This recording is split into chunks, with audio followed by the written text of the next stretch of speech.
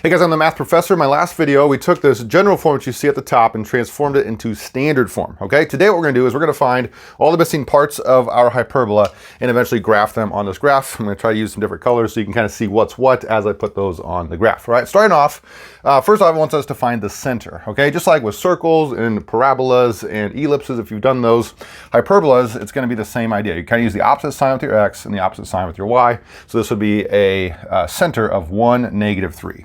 All right, so I'm gonna say 1, -3 up there. Now let's go ahead and plot that. Again, I'm gonna try to use my best to keep the colors the same.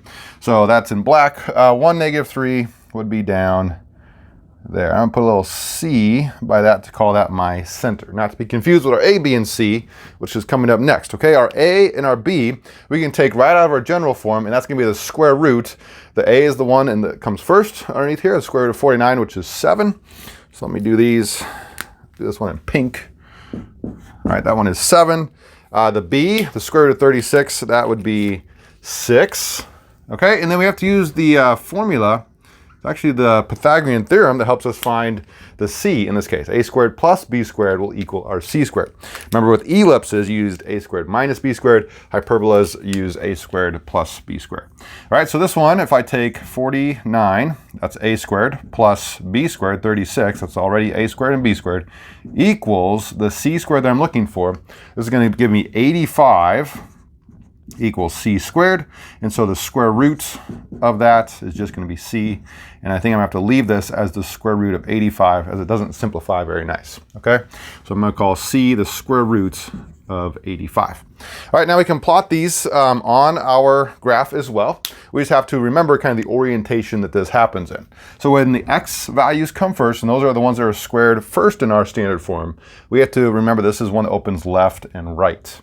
Okay, so because of that, if it opens left and right, A, which is 7, is going to be out 7 spots or 7 points left of our center and right of our center. Let me put those on here quick for you.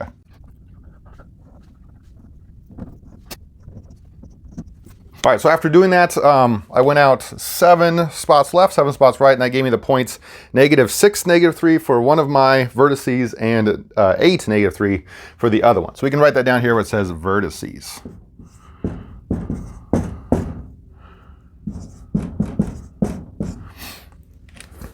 Okay, the next thing that I probably should do this one first, but this is going to be our foci, or foci, however you say it.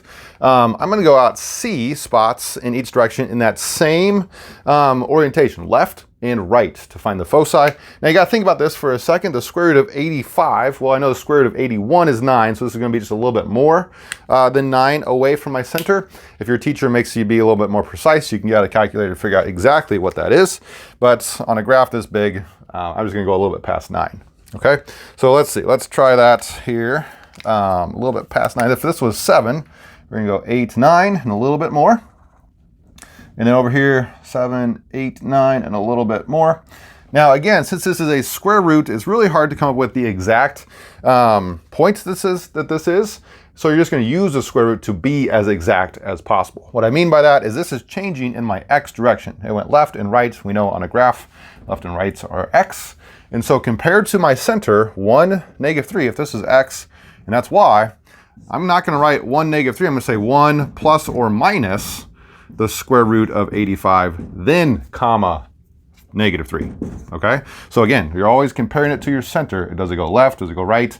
Maybe if the y's came first, it would go up and down. All right, that's how you'd write your foci for this one. Next up, it wants us to find the transverse axis, conjugate axis, and our asymptotes. Before we do that, though, I'm going to plot the B to help us out. It doesn't really ask for anything with the B, but we know that B is 6, so this is going to be up and down 6. This is in the perpendicular direction compared to my center. So again, if this was 1, -3, I would go up 1, 2, 3, 4, 5, 6. And now one of those is at 1, 3. The other one is 1, 2, 3, 4, 5, 6, right here. 4, 5, 6. So that's at 1, -9. Okay, we don't really need to know those points exactly. But what I do need to use is to draw a little box that starts up here at my B. Going to go to the A, down, go through the B again, through the A, and then back. And this box will help us find the asymptotes a little bit later. All right, let's try that. All right, again, if you're using graph paper, it's probably gonna be a little bit more precise than me. I would also encourage you to use a straight edge, maybe a ruler or a debit card or something, whatever you got to make your straight edge, and that will make you be more precise when it comes to writing that box. Right, then let's write these two things out. The transverse axis, that's going to be the axis with all of our foci and our vertices on it. Okay, this is just the line y equals -3. Let's do that right here. Y equals -3, and I will use a dashed line to indicate this one. Okay, switching colors, what do I got left here? Let's use blue. Switching colors, going through our conjugate axis, this is going to just be the perpendicular one in the opposite direction. And so this is the line x equals 1, up and down, a vertical line. X equals 1, and again, I'll do a, oh, that's not good. I'll do a dotted line to show this one.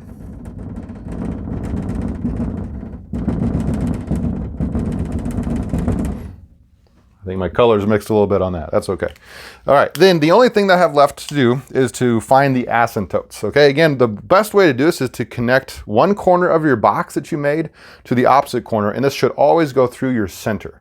Now, again, I freehanded my graph, so it might not be perfect, but yours at home, if you're using graph paper, will be perfect. So let me try to draw these on here for you real quick.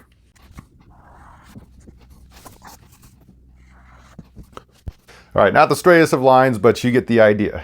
This is going to be the asymptotes for our graph of this hyperbola. Now, to write the equation of this, this is the important part. This is probably what your teacher is going to grade you on. They probably don't care how perfect your line is. Now, the way I teach my students is eventually we're going to have to use the slope that goes from our center up to this point here. I always like to go up and to the right because that's going to be a positive slope.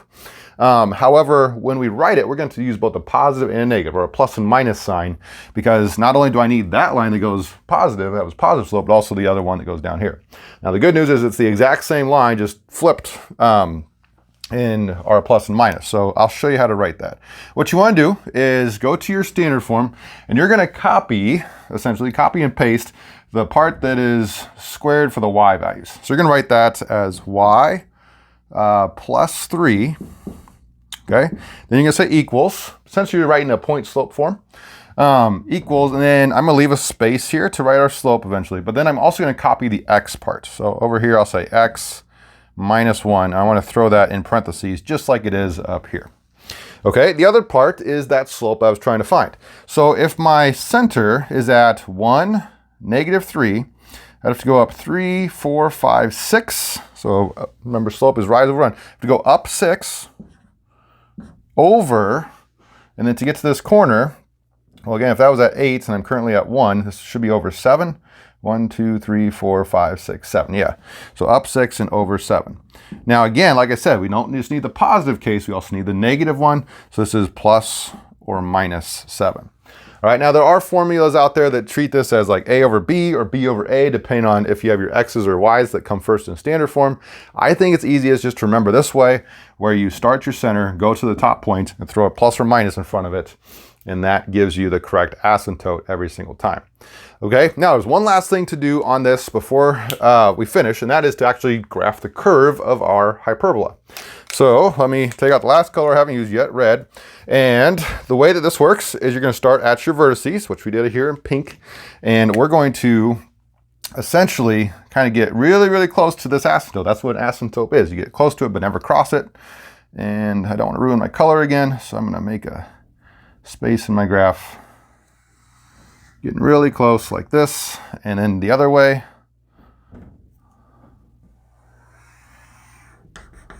All right, so you get a curve that way. I'll do the other one quick for you. All right, and it should look something like this. So guys, if this helped you out, you might find this video also helpful with hyperbolas as I get a little bit more into it. Otherwise, we will see you in the next one.